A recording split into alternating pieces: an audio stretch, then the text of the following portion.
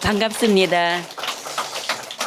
기도하겠습니다. 하나님 감사합니다. 이처럼 하나님이 사랑하시고 또 하나님께서 너무너무 아끼시고 또 하나님께서 품어주시는 하나로 드림 교회에서 또 이렇게 이 저녁에 남과 북이 모여서 기도회를 가질 수 있도록 은총을 베풀어 주심을 진심으로 감사드립니다. 이제 남북이 속히 복음으로 통일되는 날이 속히 오게 하여 주시옵소서. 하나님이 약속하신 복음 통일, 이제 그 꽃이 피었고 열매가 맺어서 온전히 아버지 하나님, 이제 이 나라가 통일의 한국이 될 줄 믿습니다. 그날을 꿈꾸며 그날을 기도하며 그날이 속히 앞당겨지기를 원합니다. 아버지 하나님께 모든 영광을 돌려드려오며 우리 주 예수 그리스도 받들어 감사하며 기도드려옵나이다. 아멘. 예, 반갑습니다. 저는 원래 반갑습니다. 반갑습니다. 반갑습니다. 반갑습니다.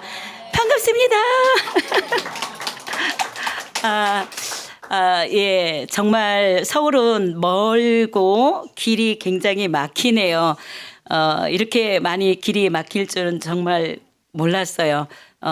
정말 이렇게 예배 시간 가까이 이렇게 오게 되어서 정말 죄송합니다. 그리고 이처럼 하나님께서 사랑하시는 우리 송혜연 목사님은 제가 굉장히 많이 나이는 저보다 어리지만 존경하고 사랑하고 굉장히 배울 점이 너무 많고, 그래서 어떻게 하면은 저렇게 될 수 있을까 늘 제가 이렇게 마음에 두고 품고 바라보던 이제 목사님이세요. 그래서 오늘 이렇게 아름다운 성전 이렇게 하나님께서 또 우리 송혜연 목사님을 통해서 허락해 주셨고 또 그 자리에 하나님께서 세움을 입혀 주셔서 정말로 반갑습니다. 그리고 감사합니다. 오늘 하나님의 말씀은 히브리서 13장 15절입니다. 제가 봉독해서 올리겠습니다. 같이 여기 뜨네요. 그러므로 우리는 예수로 말미암아 항상 찬송의 제사를 하나님께 드리자. 이는 그 이름을 증언하는 입술의 열매니라. 아멘. 항상 하나님께 찬미의 제사를 드려서 이것이 입술의 열매인데 왜 입술의 열매냐면 하나님께서 우리를 지으신 목적이 우리를 하나님께서 지으신 목적이에요. 이사야 43장 21절에 이 백성은 내가 나를 위해서 지었나니 나의 찬송을 부르게 하려 함이라 그렇게 말씀하셨습니다. 또 이사야 42장 8절의 말씀을 보면은 나의 찬송을 다른 자에게 우상에게 결코 주지 아니하시라. 하나님의 영광과 찬송을 하나님께서는 다른 자에게 그리고 우상에게 결코 주지 아니하신다. 그렇게 말씀을 하셨습니다. 저는 불교 집안에서 태어났어요. 하나님을 믿지 않고 어렸을 때부터 할머니 따라서 절에 가서 이렇게 그 쌀 시주를 이제 올린다 그래요. 그래서 어렸을 때 할머니가 데리고 가서 절에 가면 한 이틀씩 잠자던 때를 이제 생각하곤 합니다. 굉장히 무서웠어요. 어렸을 때. 차도 안 타고 굉장히 이렇게 산길 이런 데를 갔었고, 그리고 밤에는 그 호롱불 같은 거 이런 거 촛불 켜놓고 전기불도 없었어요.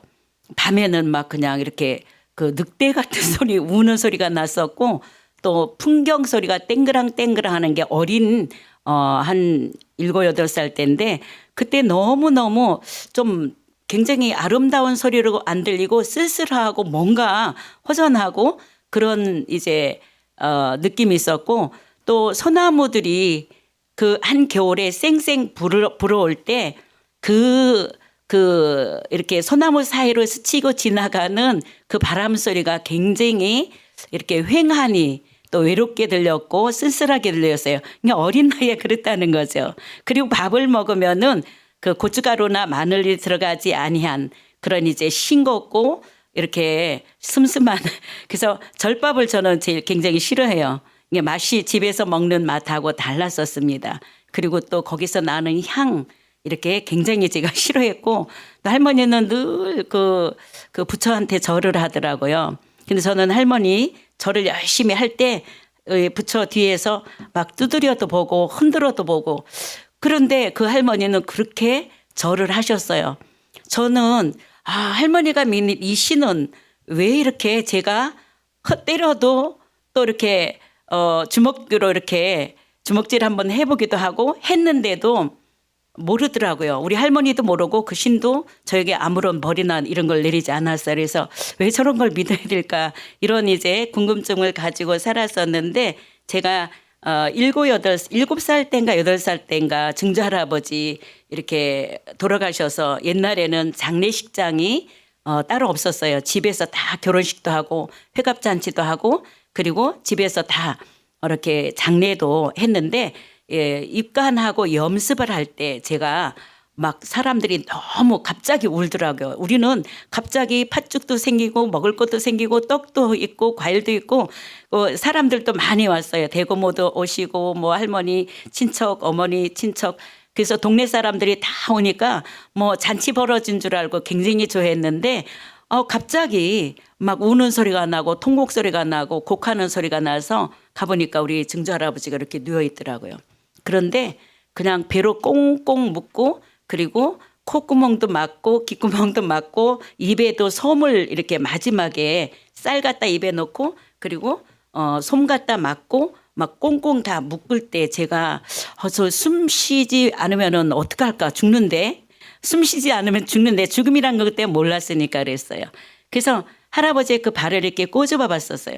꼬집어 봤는데 그 할아버지가 움직이지도 않는 거예요. 사람들이 꽁꽁 묶었는데도 안 움직였어요.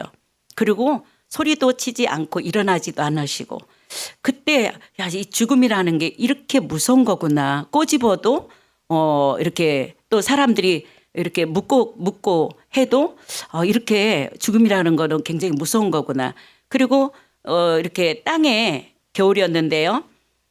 매장을 했습니다. 사람들이 막 올라가 가지고 땅을 다지고 그러면서 그 봉분을 하고 하는데도 할아버지는 움직이지도 않고 소리도 안 치시고 그랬어요.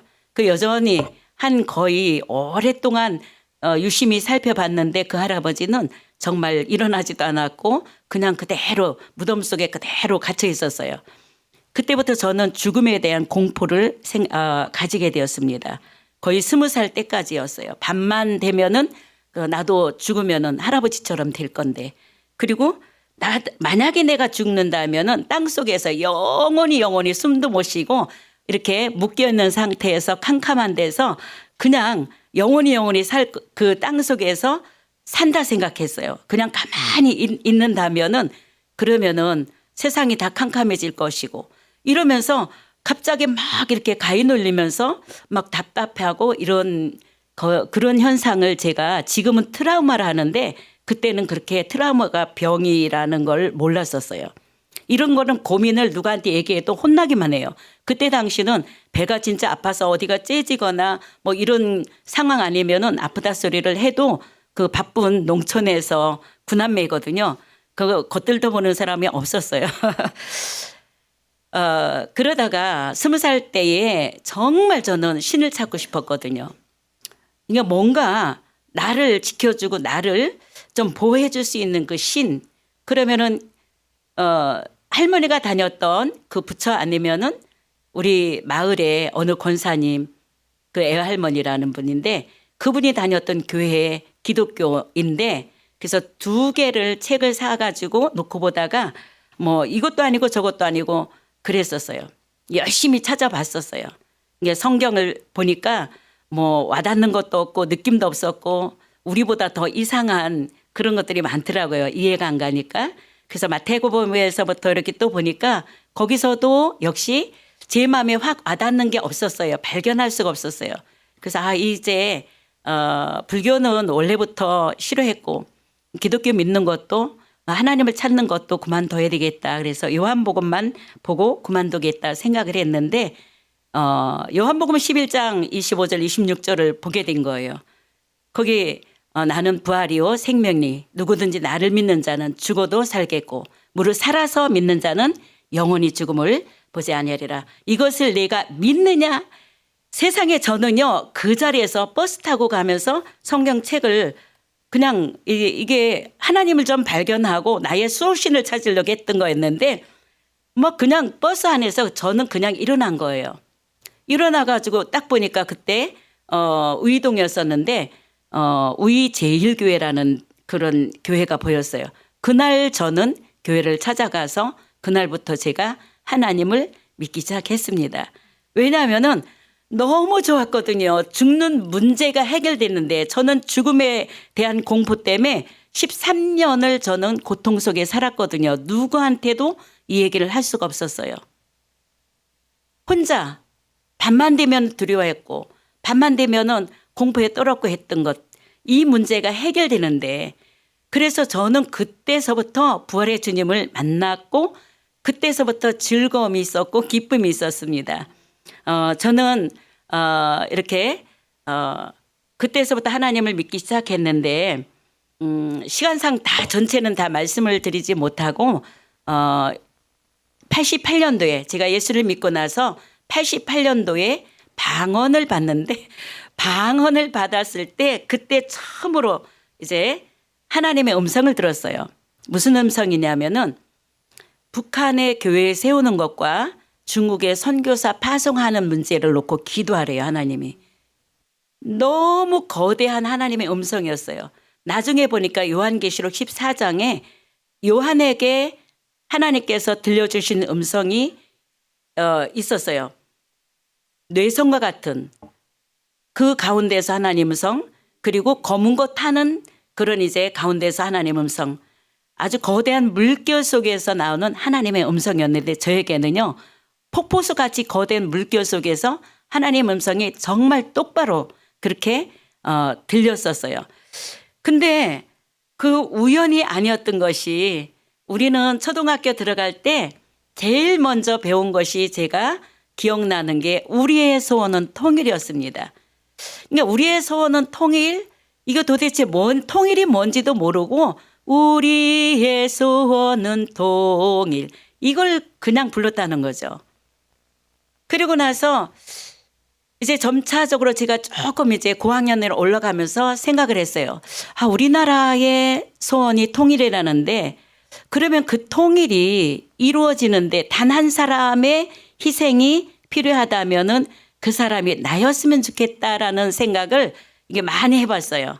그러니까 뭔지도 모르고 단 한 사람의 희생이, 그러니까 이제 그 목숨을 바쳐야 된다면은 그게 나였으면 좋겠다. 그러니까 저도 모르게 그게 소원이 됐던 거예요. 그래서 88년도에 하나님의 음성이 들렸을 때에 그냥 무조건 기도를 했죠.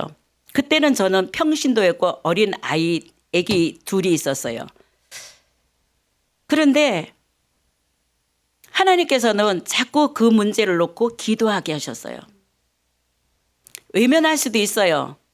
근데 제가 교회를 세운다고 생각하지 않고 그냥 하나님이 기도하라니까 그냥 무작정 눈만 뜨면은, 입만 벌리면은, 기도 자리에 가면은요, 그 기도만 했어. 하나님, 우리나라 통일되게 해주세요. 북한에 교회가 세워지게 해주세요. 김창인 목사님이 그런 말씀을 많이 하셨거든요.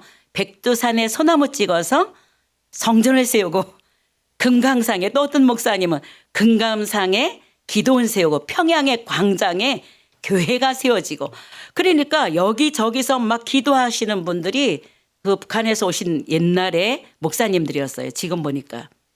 그런 집회를 가면은 그게 굉장히 마음에 와닿아서 그때부터는 그 목사님의 기도가 제 기도가 되어서 그냥 복음 통일을 위한 기도를 했었어요.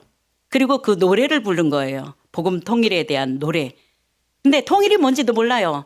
저 북한에는 우리가 생각하는 거는 정말 안 좋은 정반대의 생각들, 그런 것만 하죠. 무섭다고만 생각하잖아요. 남치 맺고 계례군이고 인민군이고. 북한은 일단은 무서워요, 사람들이. 우리가 어렸을 때부터 배웠던 거니까. 우리 이승복 이제 나는 공산당이 싫어요, 그 세대거든요, 우리는. 그러니까 학교만 가면은 반공 이제 교육을 받는 거예요.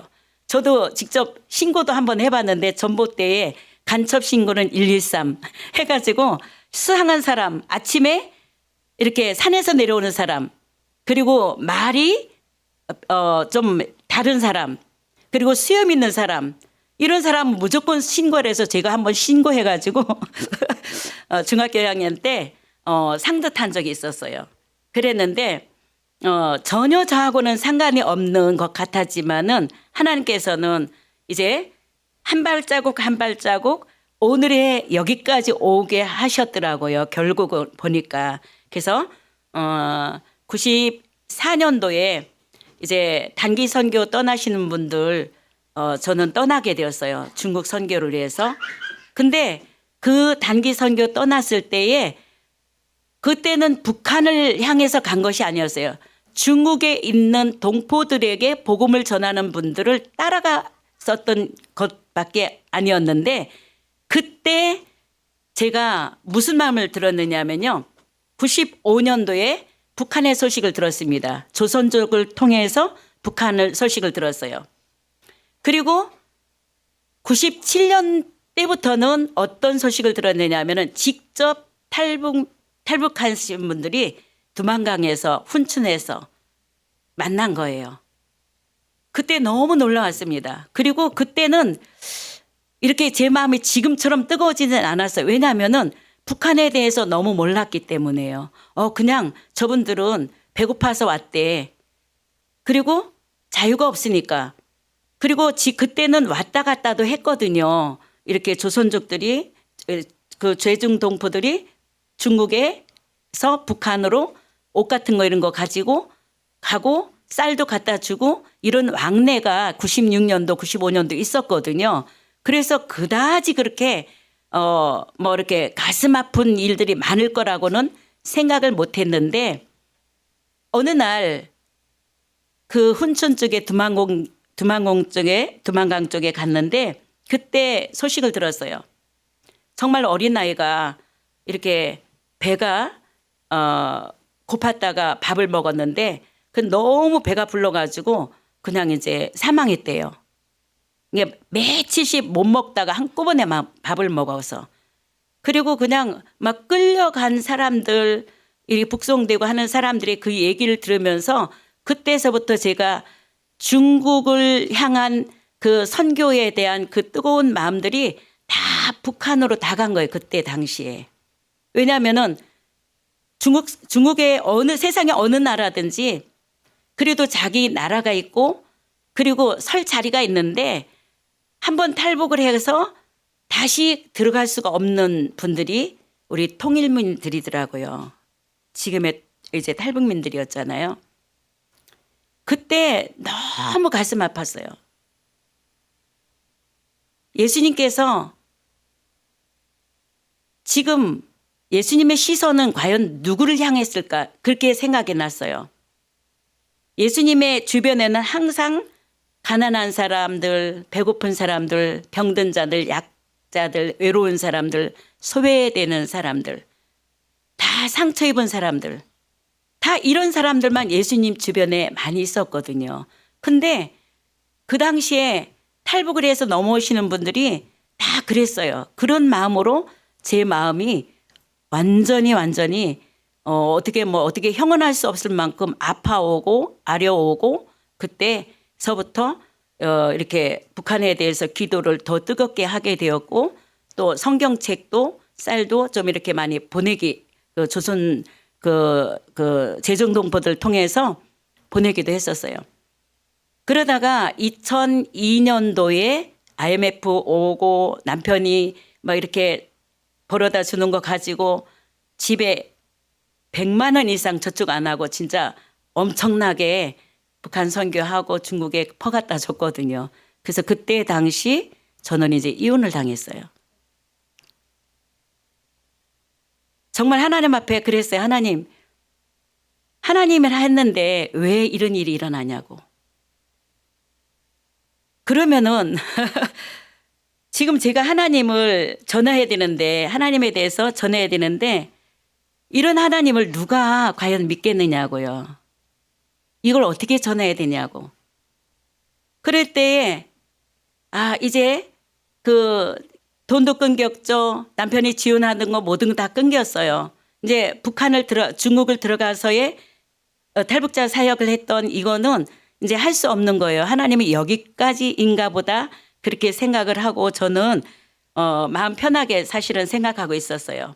여기까지다. 왜냐하면은 그냥 정말 마음껏 퍼다 줬거든요. 마음껏 정말 물 쓰듯이 그렇게 했거든요. 원이 없더라고요. 예, 정말 원이 없었어요. 그러니까 2002년도에 그런 상황이었는데 2004년도에 누가 왔느냐면은 중국에서 성경 가르쳤던 자매님이 포항으로 하나원에서 나오면서 인사로 왔어요. 그때 어린아이 4살짜리 꼬마 하나 데리고 온 그 엄마가 있었어요. 우리 탈북민 자매님이었는데 그 아이를 그때 받아주기 시작했어요. 아이를 엄마가 키울 수 없었고 형사님이 어느 날 전화 왔어요. 목사님, 이게 지금 키울 수 없는 상황인데 미국에 입양을 보낼까? 고아원에 보낼까? 아니면은 어떤 시설에 보낼까? 지금 그러는데 너무 아깝다는 거예요, 아이가. 목사님 좀 몇 년만 키워주면 안 될까요? 그래서 네 해가지고 이제 받았거든요. 받았는데 그 받았을 때가 제일 저희가 인생의 고통스러운 때였어요. 좋은 그 전에 환경 좋고 좋은 집에 살고 좋은 일 있고 뭐 좋은 차를 타고 다니면서 마음껏 정말 놀러도 갈 수 있었고 이런 환경이 아니었고 당장 버스비가 없고 당장 차에 기름 넣을 그 돈이 없을 때 남편이 다 끊어버렸거든요. 예, 하나님을 하지 못하도록 다 끊어버렸어요. 그래서 남은 거는 하나도 없었어요. 그러니까 인생에 제가 제일 어려울 때였었어요. 정말 어려울 때였었어요. 그때 하나님은 맡기시더라고요. 근데 생각을 하잖아요. 이제 저 혼자 먹고 살 일을 걱정도 해야 돼요. 뭔가 저 자신을 위해서 찾아야 돼요. 그래야 되는데 이 애가 아무것도 지금 이 애 있으면 완전히 이거는 뭐죠? 혹이에요, 혹. 새벽 기도 갈 때도 업고 가야 돼요. 어디도 가질 못해 이 어린아이 때문에 얘를 다 데리고 다녀야 돼요. 애기를. 4살짜리인데. 근데 정말 신기한 게 뭐냐면은요. 이 아이가 예수님처럼 보였어요. 보석으로 보였고 예수님처럼. 그러니까 너무 이쁜 거예요. 너무 좋은 거예요. 내 삶은 너무너무 힘들어졌는데 내 삶은 자유가 없고 얽매여져 있는데 이 아이가 오면서부터 정말 제 마음은 어떤 마음이었느냐면요. 예수님과 동행하는 삶이 돼버렸어요. 제가 밥 먹을 때 얘한테 어떻게 구구절절 얘기를 하겠어요. 집에 돈 없는 얘기, 지금 내가 이렇게 이혼당해서 지금 이렇게 막 법적으로 막 이렇게 고통당하고 있는 얘기. 아무튼 이런 모든 집에 딱지가 붙어가지고 어느 날 가니까 문을 걸고 갔는데 교회 갔다 보니까요. 막 빨간 딱지가요. 여기저기 다 붙여 있는 거예요. 전화했어요. 아니 어떻게 문을 따고 왔느냐고 남의 집에. 그랬더니 그렇게 할 수 있대요. 그들은. 저는 깜짝 놀랐어요. 세상에 다 뭐 쇼파고 뭐고 냉장고고 모든 게 다 성경책은 딱지 안 붙였더라고요. 그래서 저는 그때 그런 상황에서 우리 이제 그 애가 이제 이름이 에스더예요. 밥 먹을 때 기도를 시키거든요. 기도시키면은 이 아이가 뭐라냐면은 하나님 우리 목사님 눈에서 눈물 나게 하지 않게 해주시고 우리 목사님 앓지 않게 해주시고 우리 목사님에게 하늘에서 돈이 많이 떨어져서 돈다발이 많이 4살짜리가 기도를 그렇게 하는 거예요. 4살짜리가. 아니 저는 제 아픔을 얘기 안 했거든요. 얘한테. 근데 얘는 하나님 우리 목사님 아프지 않게 앓지 않게 해달래요. 그리고 눈에서 눈물 나지 않게 해달라는 거. 정말 그게 얼마나 위로가 되는지 예 울어야 될 그 상황에 웃은 거예요. 그리고 얘를 데리고 다니면서 매일 진짜 얘가 남편이었고 친구였고 동역자였고 이 어린아이가 근데 말의 수준이 저하고 똑같아요. 얘가 월등히 뛰어나고 저는 오히려 버벅대고 그렇게 할 정도였는데 그랬었습니다. 그래서 이 아이를 안고 어딜 갔느냐 하면은 그 영구 임대 주공 아파트 창포동에 있어요.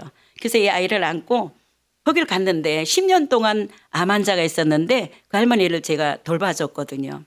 그랬는데 그날도 가고 있는데 누가 하면서 얘를 알아보는 거예요. 우리 에스더를. 너 그 아무개 아니야? 그러는 거예요. 딱 보니까 마담에 그러는 거예요. 얘는 또 이제 마담에. 왜냐하면은 하나원에서 한 기수가 그보다 먼저였어요. 이게 32기, 33기 이렇게 이제 이런 식으로. 그래서 나중에 이렇게 보니까 정말 놀란 게 그분이 그래요. 부부였는데 젊은 30대 부부였는데 누이 같대요. 처음 보는 것 같지 않고 누이 같다 목사님이. 그래서 한 달 후에 고백을 하는데 제가 중국 선교할 때 우리 제중도포 그분들한테 쌀하고 성경책하고 조그만 책자예요. 기도원에서 나온 거. 이런 거를 갖다 주면서 이거 받아보는 사람이 그 집이 교회가 세워질 것이다. 그리고 나진이래요.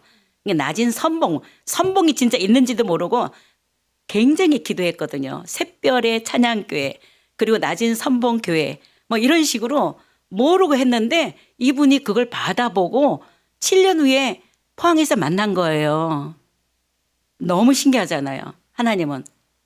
그래서 이렇게 해서 우리 에스더와 그 가족하고 모여서 이제 교회가 세워진 거예요. 2004년도에. 그렇게 해서 교회가 세워졌습니다.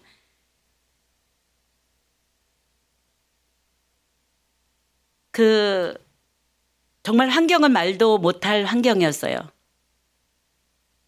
한 사람 한 사람이 우리 탈북민 통일민 성도님들이 옵니다.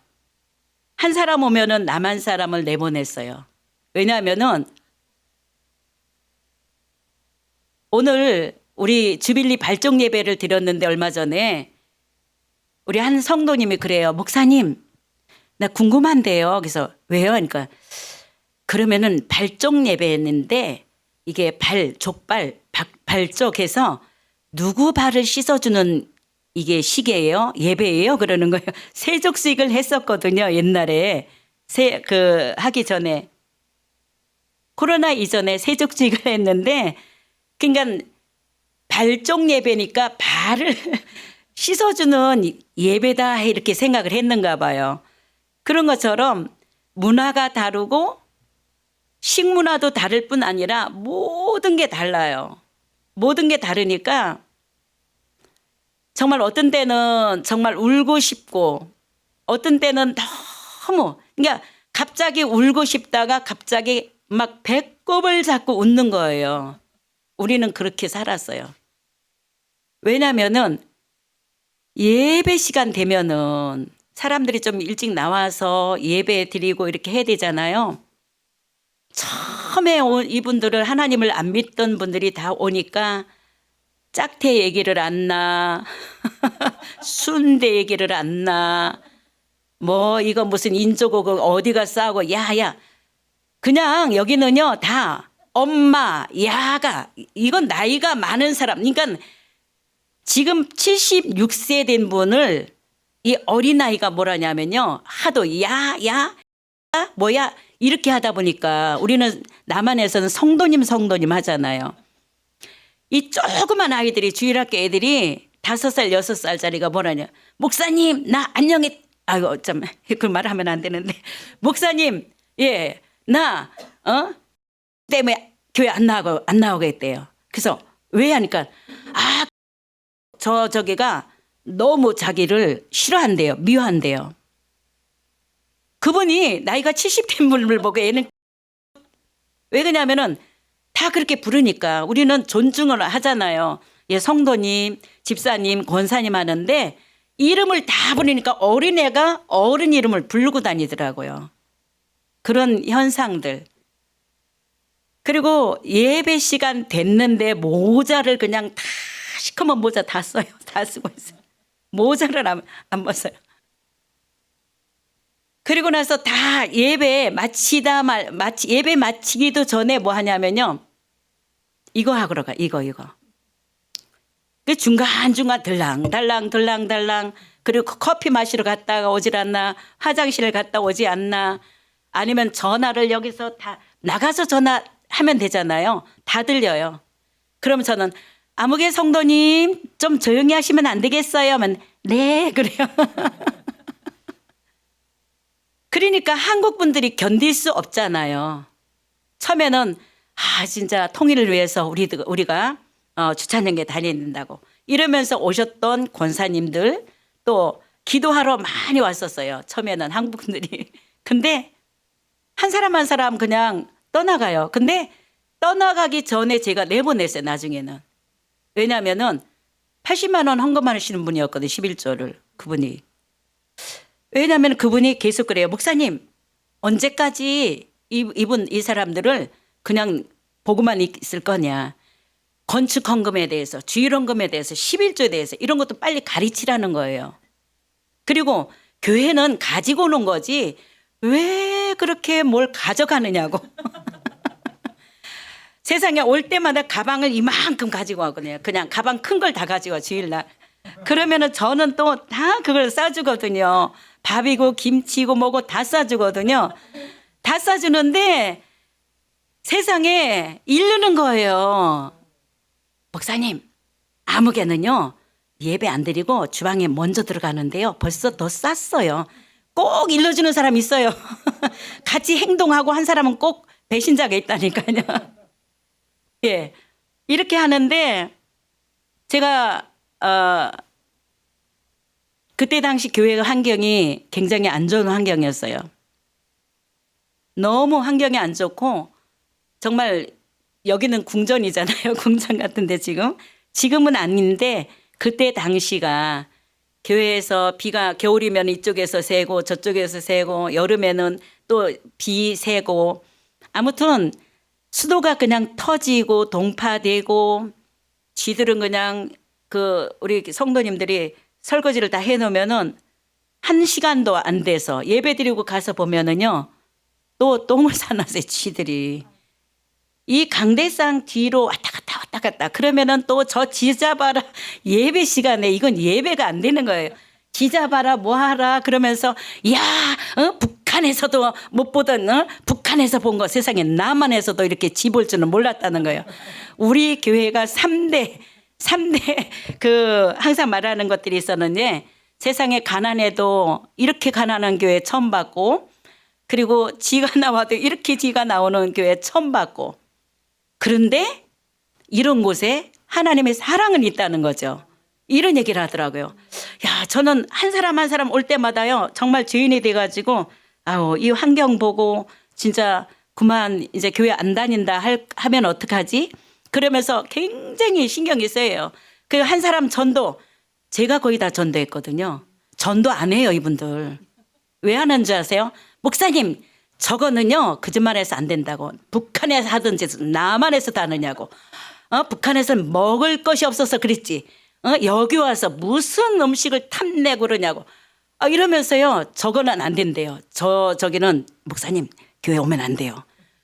세상에 또 한 사람은 목사님 나는요 누구 때문에 안 나와요. 나 그거 상처받아서요 미워 죽겠는데 그래서 누구 때문에 그러니까 다 걸려 있는 거예요. 처음에 이 사람 걸려 있고 이 사람 걸리고 이게 제가 한번 딱 도표를 짜봤거든요. 짜봤는데 안 걸린 사람이 없는 거예요. 싫어하고 이는 또 다른 사람을 싫어하고 또 이는 또 다른 사람을 싫어하고 또 다른 사람 싫어하고 이게 끝이 없더라고요.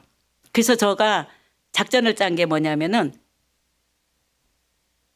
제 교회 차를 안 타고 교회 차를 타고 신방 가면은요 집단촌이잖아요. 한 아파트에 막 10명, 20명 그 당시에 살았거든요. 가구가 어떻게 교회 차가 있는지 세상에 아무 소리 안 하고 갔는데 전화가 순간 오는 거예요. 목사님 누구네 집에 오늘 신방 갔다면서요? 그러면서 목사님은 누구네만 가고 누구네는 안 가고 그럼 거기 뭐 갖다 줬냐고 또 와요. 목사님 뭐 갖다 주러 왔느냐고 뭐 때문에 왔느냐고. 그래서 나중에는 제가 그거 이렇게 차를 이제 교회 차를 안 타고 버스 타고 가고 이렇게 해가지고 그렇게 신방 다닌 적도 있었어요. 3년 됐는데 제법 사람들이 많이 있었는데 너무 변함이 없는 거예요. 예배는 열심히 드렸는데 구역 예배에서부터 시작해서 새벽 예배에서부터 시작해서 정말 월상 예배도 드리고 다 한국식으로 다 드렸거든요. 열심히 따라왔거든요. 그런데 예배 태도는 똑같았어요. 그때 너무너무 고통스러웠어요, 제가. 그리고 조급했습니다.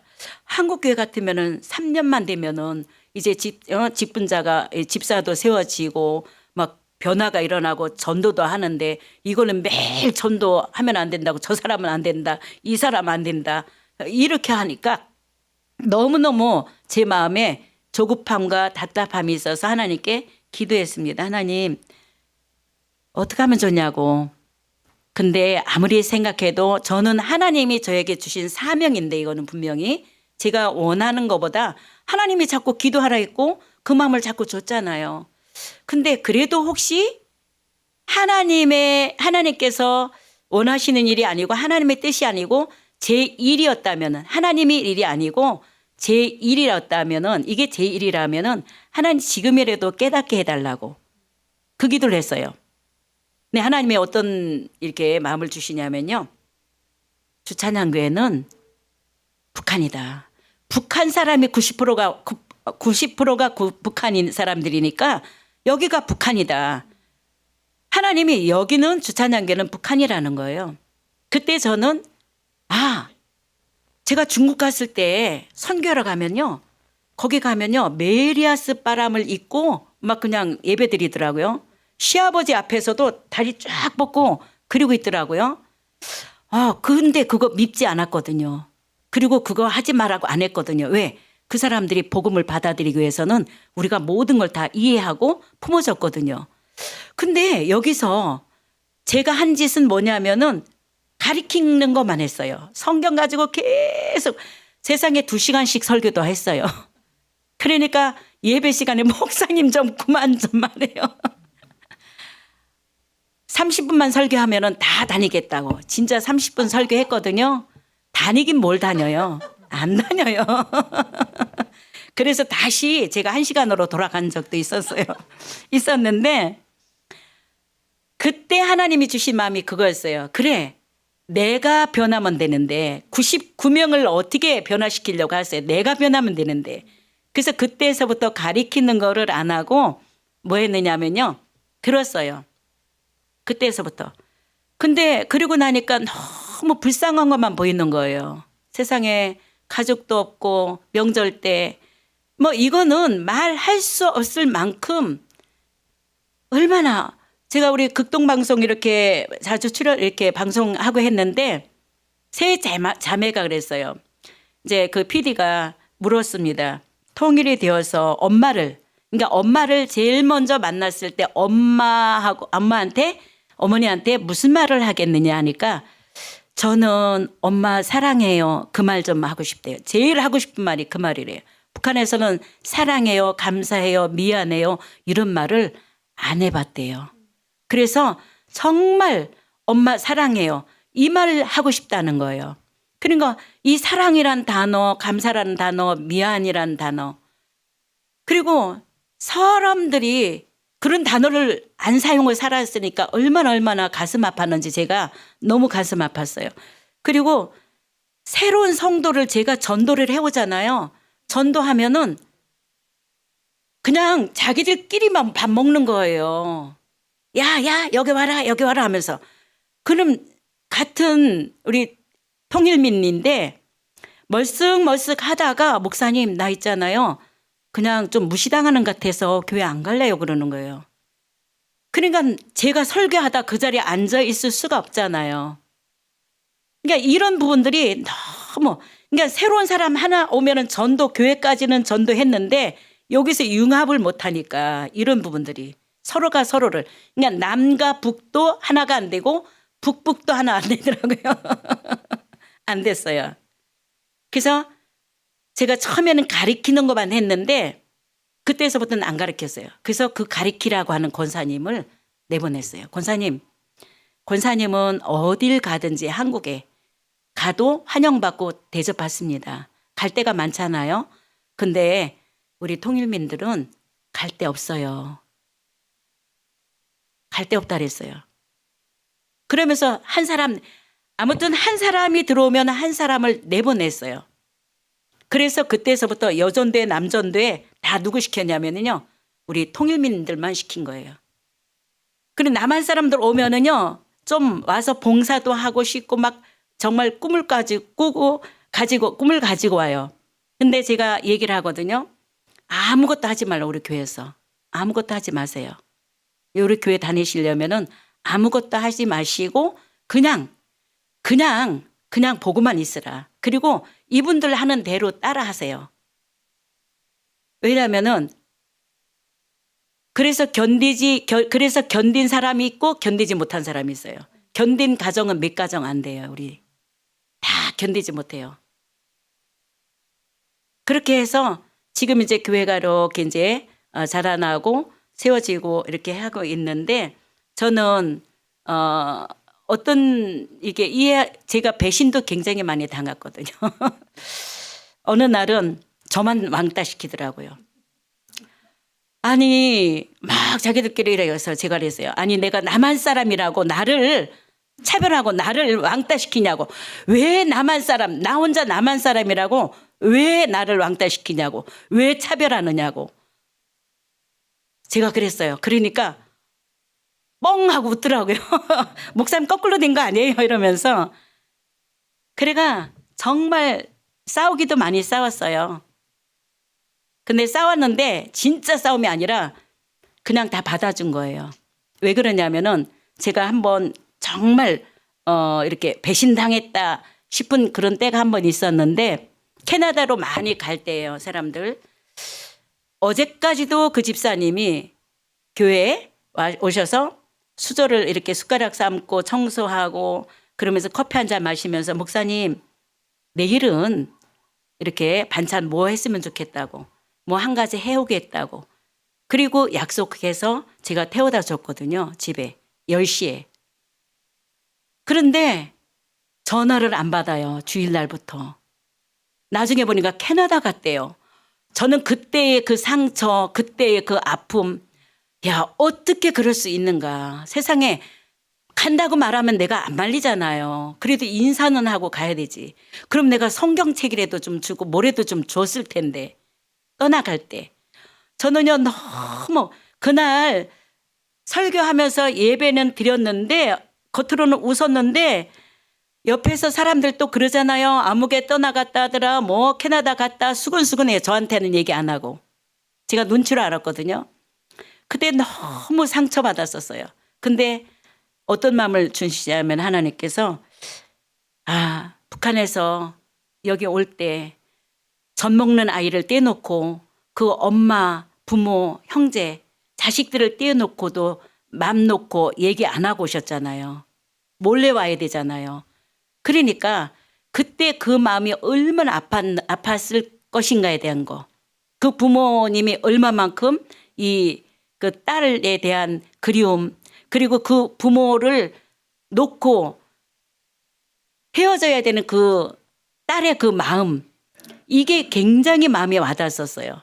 와닿아가지고 결론을 이해를 했죠. 그때 한 번 그렇게 했었으니까 이것도 쉽구나. 두 번째도 쉽게 이렇게 그냥 말없이 잘 떠났구나. 이렇게 이제 생각했는데, 그때 처음으로 그게 저는 큰 상처였었어요. 그 외에는 다른 상처는 없었습니다. 왜냐하면은 하나님이 너 변하라 했거든요. 저부터 변하라 했으니까. 그리고 한 가지는 뭐냐면은 우리 에스더도 그랬지만은 이뻤어요. 정말 속도 상할 일들도 많고 정말 이해되지 못할 일도 많고, 지금도 전쟁은 계속되고 있어요. 지금도. 어떤 데 그래요. 야, 진짜 통일이 될까? 이게 아니 여기 와서 통일은 돼야 되잖아요. 우리 남한 사람보다 급하잖아요. 저 북한에 두고 온 가족이 있으니까. 그죠? 그러면은 모범이 돼야 되고, 어떻게나 남한 사람들을 어떻게 했는지 한십을 사든지 그 사람들의 마음 품어 서로 이렇게 해서 힘을 합쳐서 저 북한을 향해서 기도자로 만들어야 되잖아요. 네. 근데 그거 생각 안 하는 것 같아요. 그러면은 그런 부분들이 굉장히 있었습니다. 그런 부분들이 굉장히 있었는데 제가 이해를 하게 되면서부터 제 자신이 이해를 하게 된 것이 아니고 제 자신이 사랑이 많아서가 아니고 인내심이 많아서가 아니고 하나님이 저에게 어떤 걸 주셨느냐면요. 10년 동안 이혼 당한 상황에서 살았잖아요.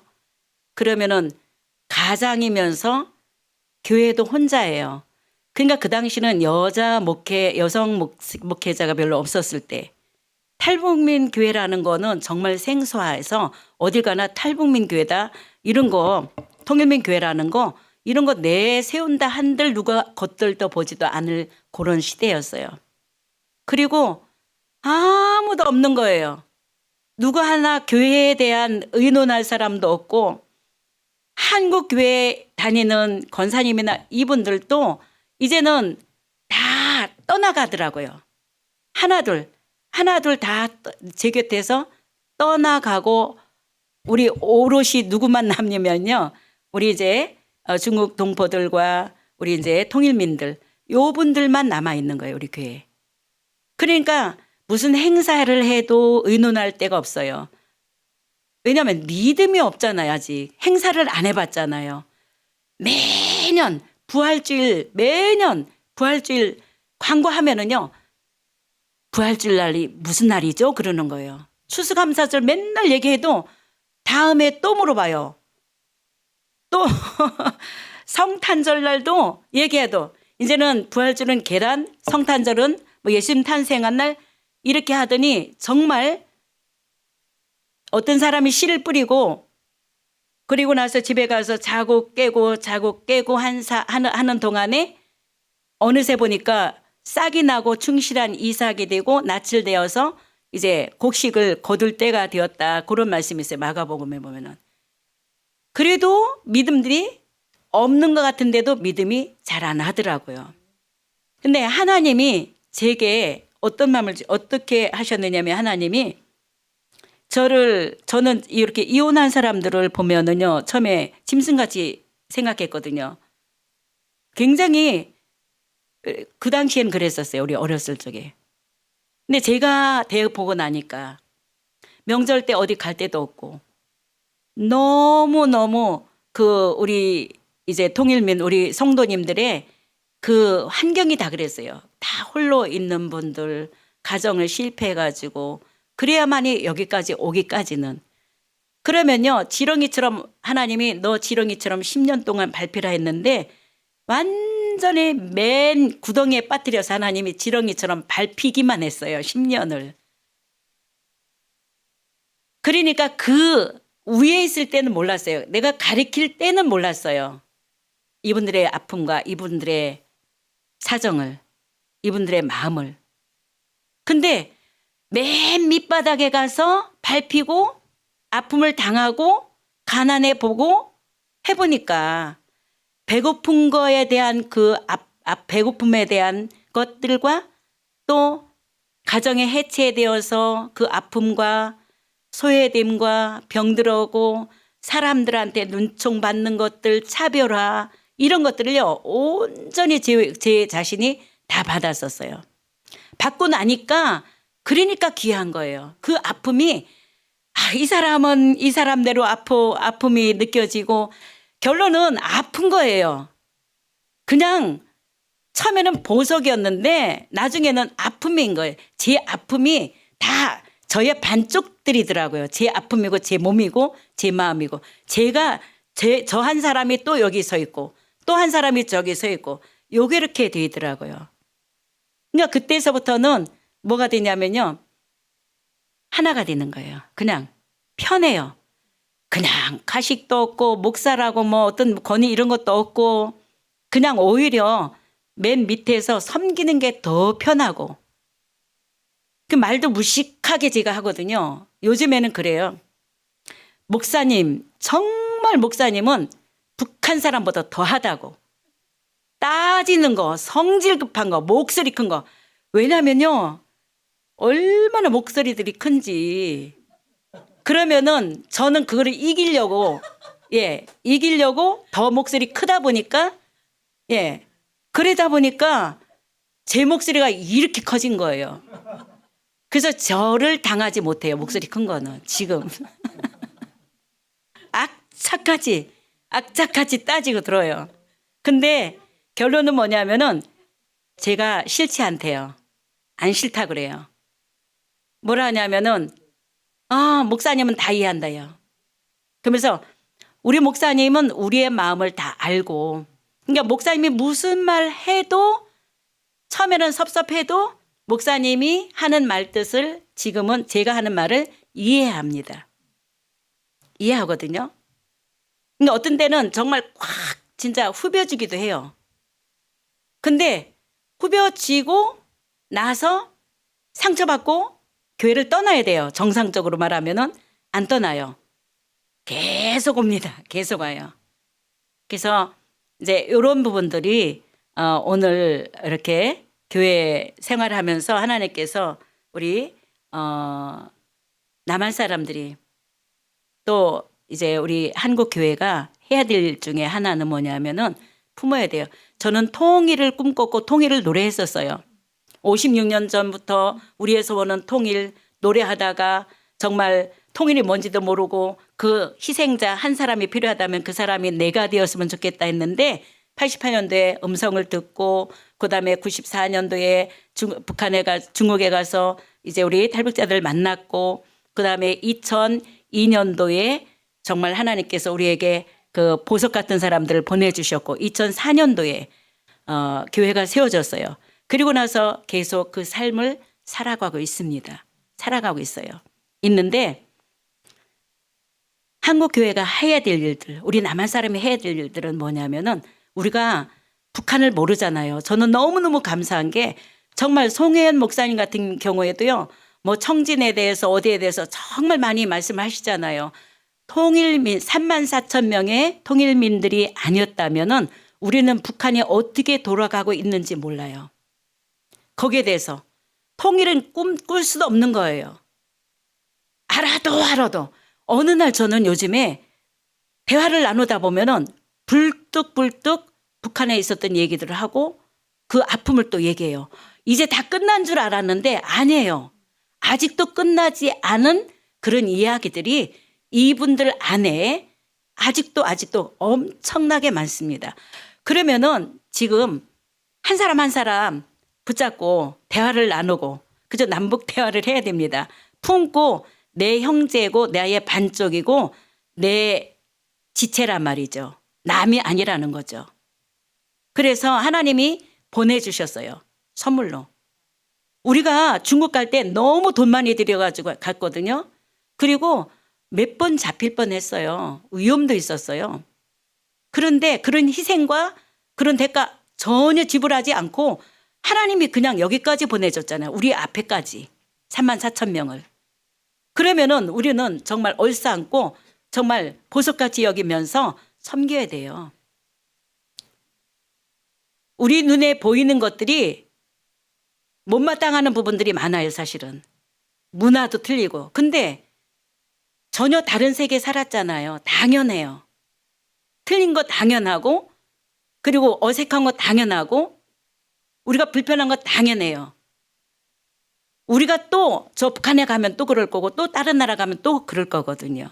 그래서 지금 우리는 여기 이제 비율이 얼마나 되는지 모르지만은 저는 행복해요. 한국 사람들 상대로 한국 교회가 아니고 탈북민 교회를 해서 행복하고 그래서 늘 웃고 늘 즐거움이 있고 그다음에 정말 끊쳐지지 않는 하나님이 그 지혜를 주시고 은사를 주시고 하나님이 힘을 주셔요. 만약에 한국 교회를 목회를 했더라면은 이런 기쁨과 이런 행복이 있었을까요? 그리고 오늘 이 자리에 제가 왔었을까요? 하나님이 또 우리 송현 목사님이 안 불러줬어요. 예, 그래서 정말 그 많은 이야기들을 다 어떻게 하겠습니까? 12가지의 알바를 해가면서 아이를 키웠어요. 교회를 정말 섬겼어요. 그 아이가 지금 신학대학을 나오고 장신대 이제 12월 달에 그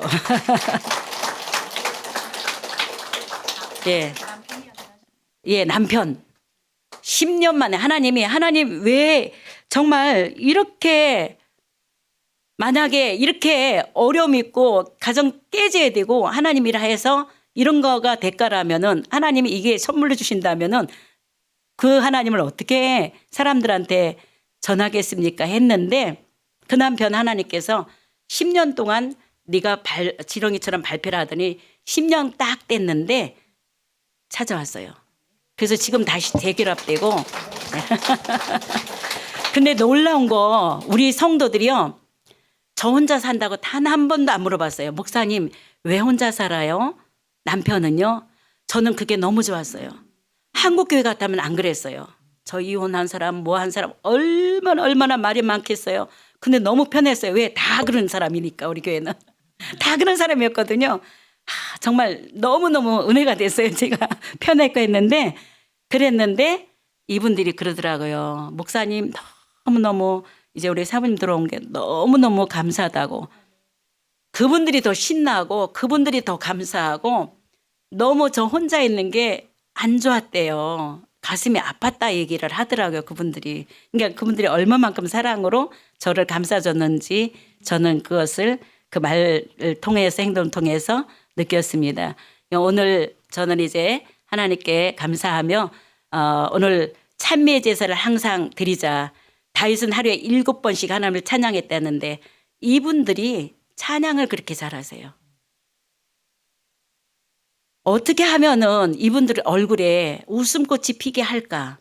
근데 3분만 더 할게요. 세상에 길바닥 가는데도요. 우리 한국 사람들은 술을 마셔야 이렇게 춤추고 노래하거든요. 근데 이분들은 그냥 우리 성도님들은 그냥 그런 거 없이도 막 그냥 모이면은 막 웃고 춤추고. 그래서 제가 딱 저쪽에 이렇게 길 가다가 시장에서 저분이 북한에서 오신 분 같아. 그러면 저는 딱 가서 인사해요. 그러면 아닌 척해요. 저는 이제 한 3분 말 걸면은 네 맞아요. 그래요? 반갑습니다. 그 자리에서 불러요. 그리고 나서 같이 한번 불러볼까요? 휘파람 한번 불러볼래요? 하면 그 자리에서 밥 먹다 말고 식당에서요. 어젯밤에도 불렀네. 그래가지고 친해진 거예요. 그래서 그냥 하나님을 찬양하게 했어요. 그리고 나서 워십을 해가지고 춤추게 했어요. 그랬더니 지금까지 그것이 이어져서 정말 전국에 다니면서 찬양하고 그다음에 춤을 춰요. 하나님께서 호흡 있는 자마다 하나님을 찬양하라.